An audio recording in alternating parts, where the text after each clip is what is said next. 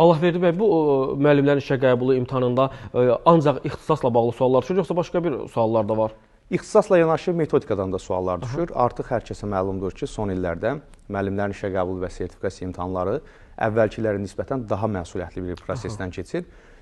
Müəllim namizədləri öz ixtisasları ilə yanaşı metodika biliklərində mütləq şəkildə möhkəmləndirməlidirlər. Bunun üçün daha təcrübəli və peşəkar metodika müəllimlərindən təhsil almalıdırlar. Mənim özümün əməkdaşlıq etdiyim metodika müəllimi var, Ülviyə müəllimə. Buradan da salamlayıram, bayramını təbrik edirəm. Onun biz fiziki tərbiyə müəllimlərinə dəstəyi sayəsində Azərbaycanın bütün bölgələrində müəllim namizədləri və yaxud da müəllimlər sertifikasiyadan uğurla başa vurmuş müəllimlər öz peşə fəaliyyətlərinə davam edirlər. Bir də Allahverdi, neçə bal lazımdır o keçid balı? Müəllimlərin işə qəbul imtahanında minimum 40, maksimum 100 baldır. Artıq 100 bal oldunsa bu ölkə birincisi deməkdir. Düzdür, 100 bal toplamasan da müəyyən bir balla ölkə birincisi olmaq olur.